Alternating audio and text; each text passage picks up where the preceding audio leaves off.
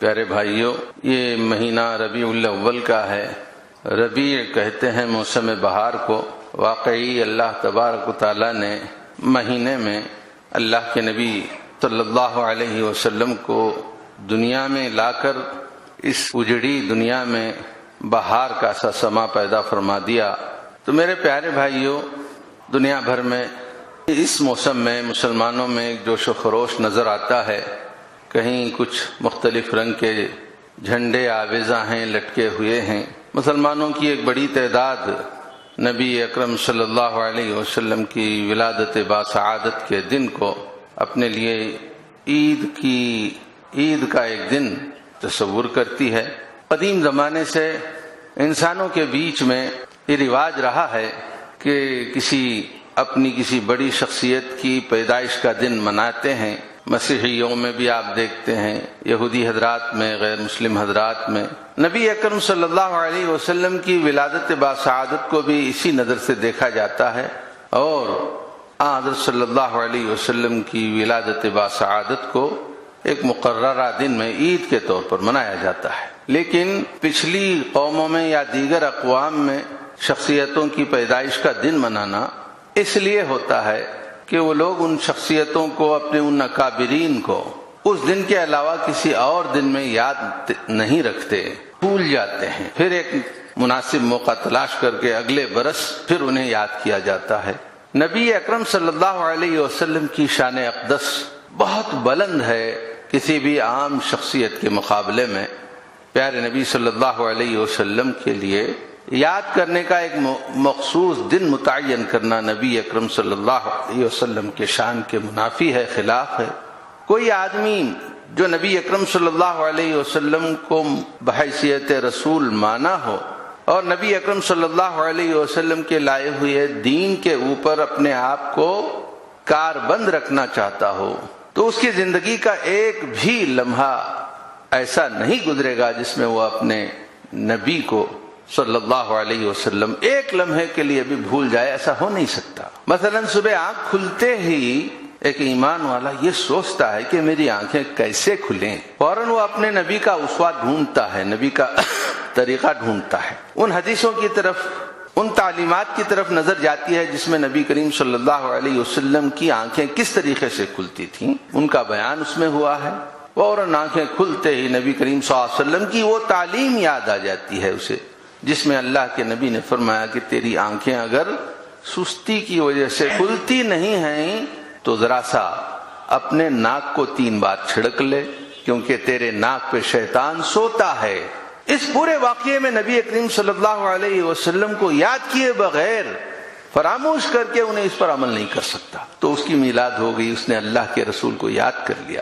پھر اٹھا، اب کیا کرنا چاہیے اسے؟ فوراً یاد کرتا ہے وہ اپنے نبی کو کہ میرے نبی نے کیا کیا ہے۔ جاتا ہے پیشاب پاخانے سے فارغ ہونے کے لیے، تو پھر پیشاب پاخانے سے فارغ ہونے کے لیے اپنے نبی کا اسوہ ڈھونڈتا ہے، کیسے بیٹھا جائے، کیسے بیت الخلاء میں داخل ہوا جائے، کس طریقے سے بیت الخلاء سے باہر نکلے۔ اس پورے عمل میں، جبکہ ایک انسانی عمل ہے، اللہ کے نبی صلی اللہ علیہ وسلم کو بھولتا نہیں۔ کون سی دعا مجھے پڑھنی ہے؟ اللہ کو یاد کرنا بھی ہے تو اللہ کو یاد کرنے کا طریقہ رسول اللہ صلی اللہ علیہ وسلم سے سیکھتا ہے۔ وہ دعائیں بھی زبان مبارک سے، نبی کریم صلی اللہ علیہ وسلم کی نکلی ہوئی زبان مبارک سے وہ دعائیں دہراتا ہے۔ پھر کیا کرتا ہے؟ وضو کرنے کے لیے آتا ہے، وضو کرتا ہے۔ تو وضو کا طریقہ کیا ہو؟ پاکی حاصل کرنے کا، اللہ سے ملاقات کے لیے جانا ہے تو پاک و صاف ہو کے جانا ہے، تو پاک و صاف ہونے کا طریقہ کیا ہے؟ فوراً اپنے نبی کو یاد کرتا ہے۔ میں نے چنندہ مثالیں دی، اس کے بعد بھی دیکھیں، اس کے بعد مسلسل ایک زنجیر ہے، ایک کڑی سے دوسری کڑی جڑی ہوئی ہے۔ گھر سے باہر نکلتا ہے، گھر سے باہر کیسے نکلوں؟ سوال اس کے دماغ میں اٹھتا ہے، فوراً وہ جواب ڈھونڈتا ہے رسول اللہ صلی اللہ علیہ وسلم کی زندگی میں کہ اللہ کے نبی نے فرمایا کہ گھر سے نکلتے ہوئے تمہاری زبان پہ یہ دعا ہونی چاہیے، بسم اللہ توکلت علی اللہ لا حول ولا قوت الا باللہ۔ پھر داہنا پاؤں باہر نکالے گھر سے، راستے میں پھر کیسے چلا جائے مسجد تک، پھر وہ اپنے نبی کو یاد کرتا ہے، وہ نبی کا اسوہ اس کے سامنے آتا ہے، اللہم اجعل فی عینی نورا، مسجد کو جاتے ہوئے اس کی زبان پہ یہ دعا ہوتی ہے۔ راستے میں اگر بازار پڑتا ہے تو بازار میں جاتے ہوئے کیا کرے، فوراً یاد کرتا ہے اپنے نبی کا اسوہ، نبی کے اسوے میں اس کو ملتا ہے، لا الہ الا اللہ پڑھ کر جاؤ، تحرم کلمہ جسے ہم بولتے ہیں۔ راستے میں کسی سے ملاقات ہو صاحب ایمان سے تو کیا طریقہ ہو ملاقات کا، فوراً وہ اپنے نبی کو یاد کرتا ہے۔ پھر ان سب چیزوں سے فارغ ہو کے اپنے دھندے بزنس میں جاتا ہے تو دکان کیسے کھولے، آفس کو کیسے جائے، کوئی ڈاکٹر یا حکیم ہے تو اپنا مطب کیسے کھولے، اپنی کاروائی میں اللہ سے وہ استمداد کرتا رہے۔ میرے پیارے بھائیوں، نبی اکرم صلی اللہ علیہ وسلم کی زندگی کا ایک ایک لمحہ مسلمان کے لیے آئینہ ہوتا ہے۔ جب بھی کوئی کام کرنا ہے تو اس آئینے میں تصویر دیکھتا ہے، پھر اپنے نوک بال درست کرتا ہے۔ رات سونے تک یہی معاملہ، سونے میں بھی اگر کچھ ہو جائے، سمجھیے کہ ڈر گیا، خواب دیکھا، تو اب کیا کریں؟ فوراً ہدایت ملتی ہے رسول اللہ صلی اللہ علیہ وسلم کی کہ تمہیں یہ کرنا چاہیے، کروٹ بدل جانا چاہیے۔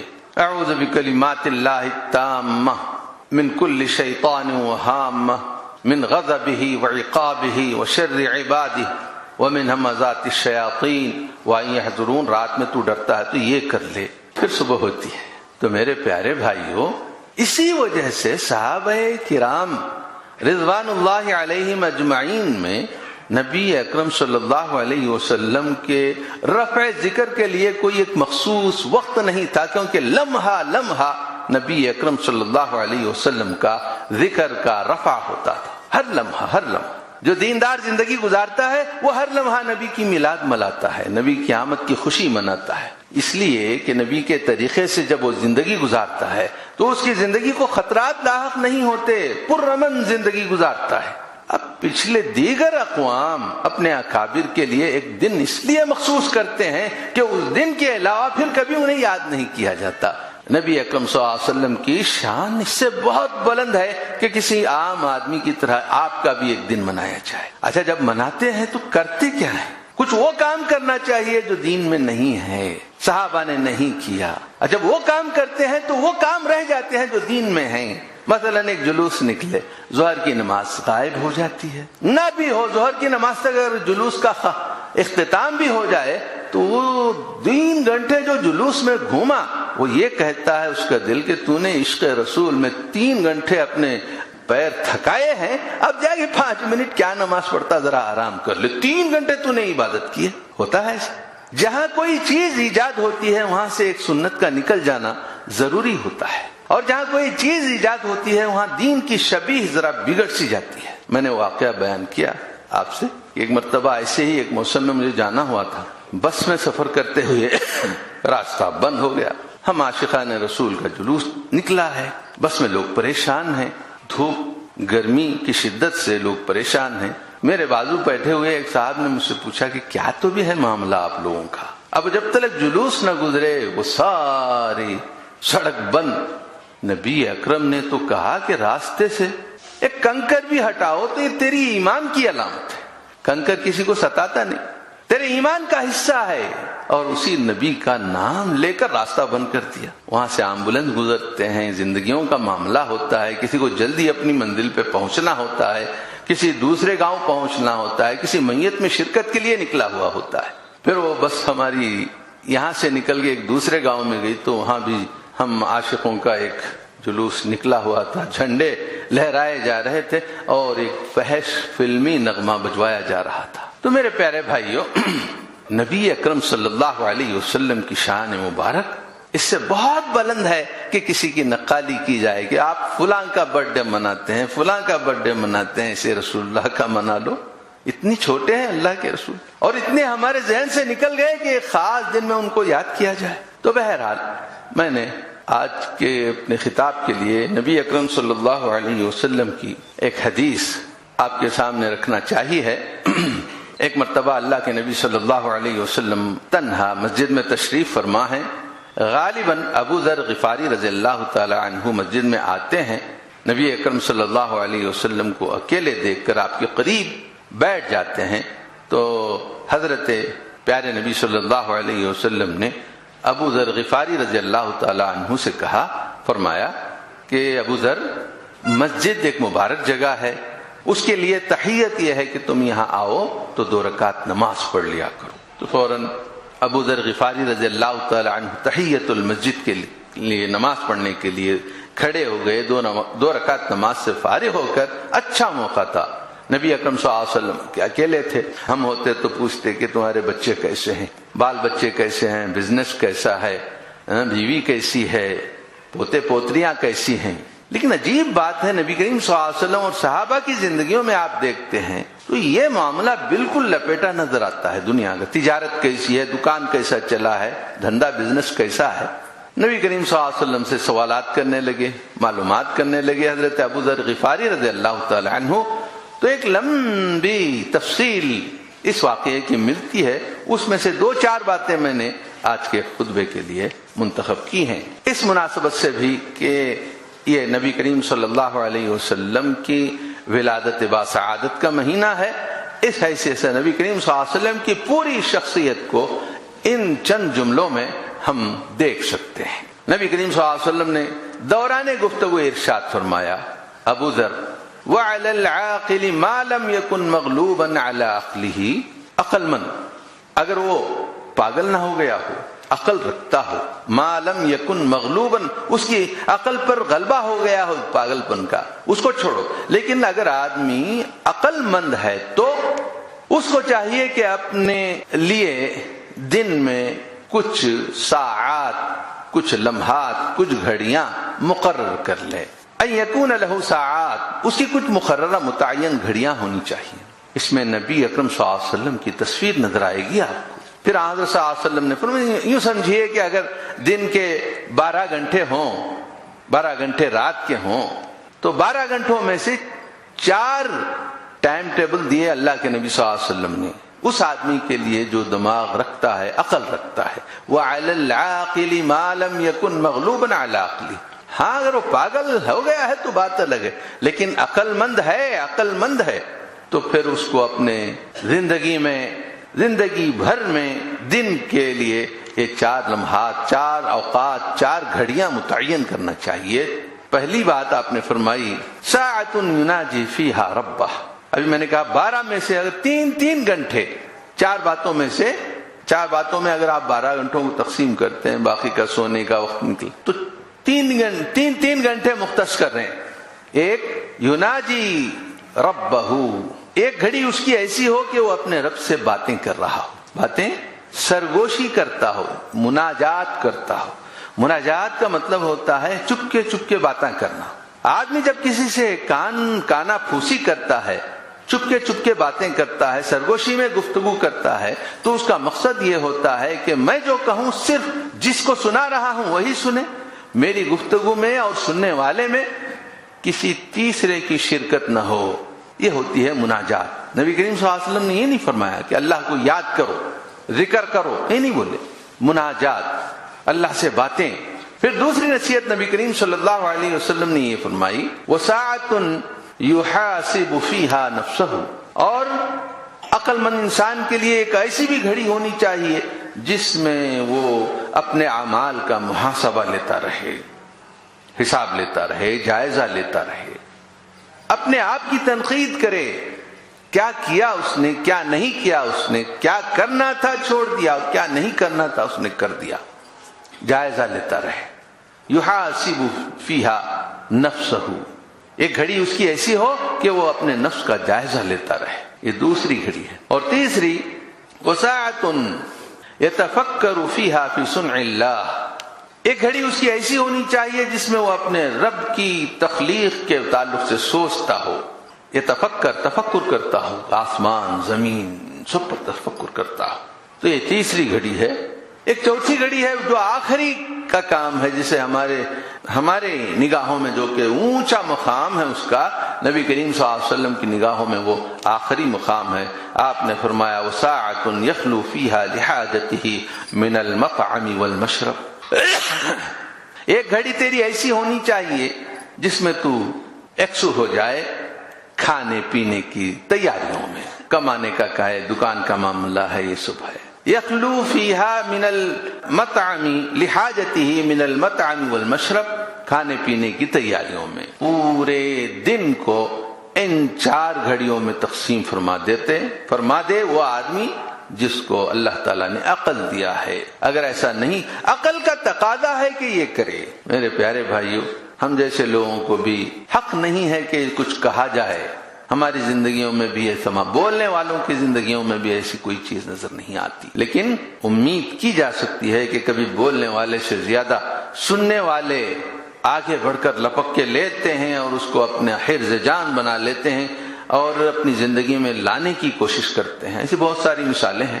علامہ اقبال کا وہ شعر آپ نے سنا، مرید سادہ تو رو رو کے ہو گیا تائب، خدا کرے کہ ملے شیخ کو بھی یہ توفیق. مرید تو بیچارہ رو رو کے شاگرد توبہ کر لیا، لیکن مرشد کی بات سن کر اقبال کہتے ہیں کہ یہ توفیق خاص مرشد کو بھی مل جاتی. تو میرے پیارے بھائیو، یہ 4 لمحات میں ہمیں اپنی اوقات کو تقسیم کرنا ہے. پہلی بات کیا بتائیں اللہ کے نبی صلی اللہ علیہ وسلم نے؟ ساعتن. پہلی بات یہاں نوٹ کریں کہ عقل مند کے لیے لازم ہے. ہم میں سے ہر ایک کا دعویٰ ہے کہ ہم سب عقل مند ہیں. عقل ہمیں یہ شعور دیتی ہے انسانی زندگی بڑی ہی مختصر زندگی ہے. پیدا ہوا، بچپن یاد بھی رہتا ہے کہ جوان ہو جاتا ہے، بوڑھا ہو جاتا ہے، مر جاتا ہے، اور وہ اپنے بچپن کو بھولتا بھی نہیں کہ اس کا بڑھاپا آ جاتا ہے، دنیا سے چلا جاتا ہے. اتنی مختصر سی زندگی ہوتی ہے. یہ احساس اس کو اس کی عقل دیتی ہے کہ تو اپنے اوپر غور کرتا رہے کہ تیری زندگی کتنی کچھ ہے، تیری منزل کیا ہے. یہی بات یہاں فرمائی اللہ کے نبی صلی اللہ علیہ وسلم نے. عقل سے مغلوب ہو گیا ہے تو اس کی بات الگ ہے، لیکن جس کو بھی ذرا عقل ہے وہ ضرور اپنے اس منزل کی تیاری میں اپنے دن کے اوقات یوں تقسیم کر لے گا کہ ایک لمحہ اپنے رب کے لیے مختص کرے گا، ایک لمحہ اللہ کی کائنات پہ غور کرتا رہے گا، ایک لمحہ ایک گھڑی اپنے کرتوتوں اور اپنے اعمال کا جائزہ لیتا رہے گا، ایک گھڑی اپنی دنیا حاصل کرنے کے لیے. یناجی ربہ، یہ بڑی اہم بات ہے. آدمی جب اللہ سے مناجات کرتا ہے تو بڑا لطف آتا ہے، آنکھوں میں آنسو رہتے ہیں، گناہ یاد کرتے ہیں، اور کس سے مناجات کرتے ہیں؟ شرم کے مارے ہمیں یہ احساس بار بار آنکھوں سے آنسوؤں کا سیلاب بہا دیتا ہے کہ کیا میں اس لائق ہوں کہ اپنے رب سے مناجات کر سکوں؟ میرے دن کیسے کٹتے ہیں، میری راتیں کیسی کٹتی ہیں، اس کی نافرمانی میں میں ساری زندگی گزاروں اور اسی سے سرگوشی کروں. یہاں ایک نقطہ بھی نوٹ کرنے کے قابل ہے. اللہ تبارک و تعالیٰ نے ہر آدمی کو گناہگار بنایا ہے. کل بنی آدم خطاء فرمایا گیا. بنو آدم کا ہر بچہ گناہ کرنے ہی والا. اللہ تبارک و تعالیٰ کا ایک اور حدیث بھی آتی ہے، لو لم تذنبوا، اگر تم نے گناہ نہیں کیا تو میں ایک ایسی قوم لے آؤں گا جو گناہ کریں گی اور توبہ کرے گی، شرمسار ہوگی، اللہ سے معذرت چاہے گی، آنسو بہائے گی، روئے گی. جو لوگ گناہ نہیں کرتے مغرور ہو جاتے ہیں. جیسے کسی نے کہا نا، اللہ کے نبی صلی اللہ علیہ وسلم فرماتے ہیں، ایک آدمی اللہ سے بولا کہ اللہ میں تیرے رحمت کے بدلے نہیں، اپنے اعمال کے عوض جنت کا متقاضی ہوں، جنت مجھے ملنی چاہیے. ایسا ہو جاتا، اعمال پہ غرور اور تکبر آ جاتا. اس کی مثال یوں لے لیں، کسی کا نوکر ہو، وہ اپنے مالک کی کوئی چیز چوری کر کے چلا جائے، اور پھر جب وہ اپنے مالک کے پاس آئے تو کس حالت میں آتا ہے؟ ایک اس غلام کے مقابلے میں جو مالک کا وفادار ہو، کبھی اس نے مالک کی نافرمانی نہ کی ہو، وہ ذرا مالک کے سامنے اکڑ کے ٹھہرتا ہے.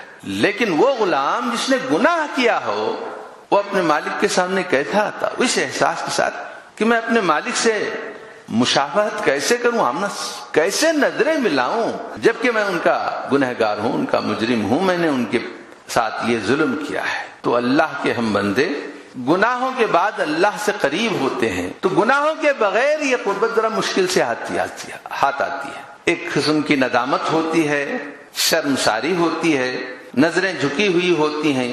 اس احساس کے ساتھ ہم اللہ کے دربار میں آتے ہیں 5 وقت نماز کے لیے.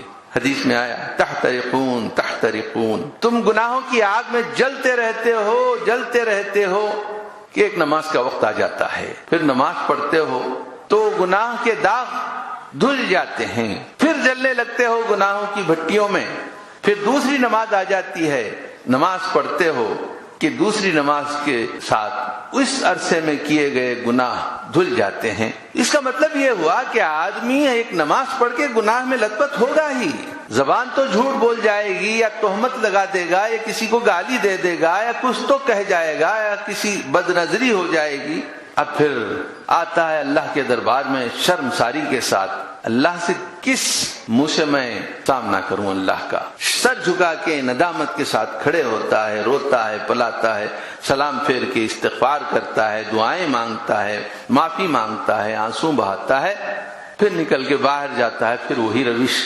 اللہ کی رحمت ہے کہ مسلسل ہاتھ پھیلائے ہوئے ہے کہ آ جا، درگاہ ماں درگاہ نومیدی نیس، ہماری درگاہ مایوسی کی درگاہ نہیں ہے، صد پار اگر توبہ شکستی باز آ، 100 بار بھی تو نے توبہ توڑ دی ہے تو آ جا۔ تو میرے پیارے بھائیوں، اللہ سے سرگوشی باتیں کرنا، ذکر کا ایک انداز یہ ہوتا ہے جسے ہم کرتے ہیں، اللہ کا کوئی اسم مبارک اسماء حسنہ میں سے چن لیا، پھر دعا کرتے رہے، خیالات منتشر ہو جاتے ہیں، پھر زبان پہ وہ لفظ تو ہے، اللہ کا وہ نام مبارک ہے، لیکن خیالات ادھر گئے ادھر گئے، جیسے ہی 100 کی تعداد یا 1000 کا ہم نے طے کیا ہوا ہوتا ہے، اللہ کا نام ورد کر لیا، ایک بے ذوق سی بات ہوتی۔ لیکن جب سرگوشی کرتے ہیں اللہ کو آپ اپنے سامنے پا کر کے، اے اللہ، مخاطب ہوتے ہیں اللہ سے، چپکے باتیں کرتے ہیں آپ اللہ سے، تو بہت ہی قریب ہو جاتے۔ تو نبی کریم صلی اللہ علیہ وسلم نے فرمایا، ایک حدیث بھی آتی ہے، العبد یناجی ربہ فی الصلاۃ، اللہ کا غلام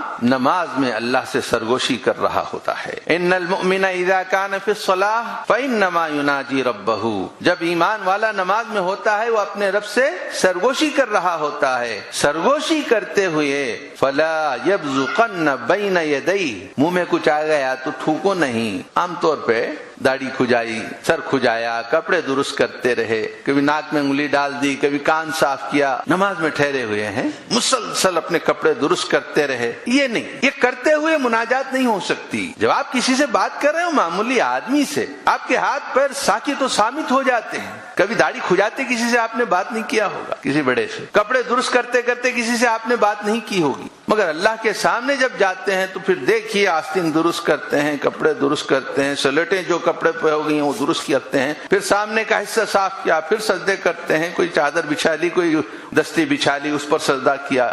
یہ نہیں، نماز تو ظاہر میں ہم نے پڑھ لی، سرگوشی نہیں کی، جیسے کہ نبی کریم صلی اللہ علیہ وسلم نے فرمایا، المؤمن اذا کان فی الصلاۃ یناجی، اپنے رب سے مناجات کر رہا ہوتا ہے، باتیں کر رہا ہوتا ہے نماز میں باتیں کرتے ہوئے یہاں کھجائے وہاں ہاتھ رکھے، ایسا نہیں ہوتا۔ ایک اور روایت میں آتا ہے، نبی کریم صلی اللہ علیہ وسلم نے فرمایا، لو یعلم احدکم ما له فی ان یمشی بین یدی اخی معترضا وهو یناجی ربہ لکان ان یقف فی ذلك المقام 100 عام احب الیہ من الخطوۃ التي خطا۔ فرمایا نبی کریم صلی اللہ علیہ وسلم نے، آپ کو مسئلہ معلوم ہے، نمازی کے آگے سے گزرنا بہت بڑا گناہ ہے، نمازی کے آگے سے گزرنا بہت بڑا گناہ ہے۔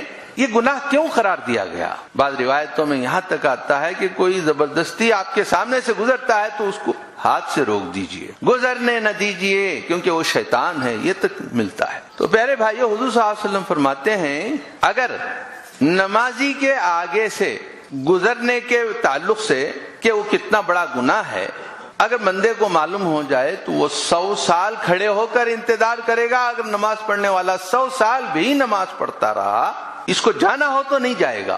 اس لیے نبی کریم صلی اللہ علیہ وسلم نے یہاں فرمایا، وہ یناجی، وہ نمازی اپنے رب سے باتیں کر رہا ہے۔ کوئی دو آدمی باتیں کر رہے ہوں، معمولی آپ جیسے ہم جیسے انسان، تو بیچ میں سے کوئی گزر جائے تو کیا حال ہوتی ہے؟ وہ یناجی ربہ، نماز میں اپنے رب سے باتیں کر رہا ہوتا ہے، وہ ایسے میں بیچ میں سے گزر جاتا ہے ایک آدمی، تو یہ اتنا بڑا گناہ ہے کہ یہ گناہ کرنے سے اچھا یہ ہے کہ وہ 100 برس وہاں کھڑے ہو کر انتظار کرتا۔